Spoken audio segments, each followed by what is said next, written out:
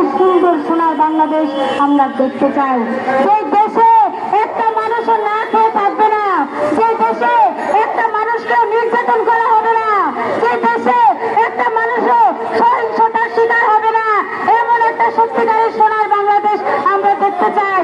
কিন্তু আফসোস, স্বাধীনতা 53টা বছর পার হয়ে গেছে, কিন্তু আমরা এখনো পর্যন্ত স্বাধীনই হতে পারি নাই। দুর্নীতিবাজ নেতারা কালে কালে এসে আমাদেরকে হয়রানির শিকার করেছে, তারা লুটপাট করেছে, তারা পকেট করেছে, তারা ঘর বাড়ি সব বানিয়েছে, কিন্তু গরিব রয়ে গিয়েছি আমরা। আমার রিক্সাওয়ালা ভাই, আমার শ্রমিক ভাই, আমার দিনমজুর ভাই, আমার দিনমজুর বোনেরা, আমার শ্রমিক বোনেরা, তারা দিনে আনে দিনেই খায়। স্বাধীনতা 53টি বছর পার হয়ে গিয়েছে, এখনো দ্রব্য মূল্য আমাদের পিছিয়ে পিছিয়ে দৌড়াচ্ছে।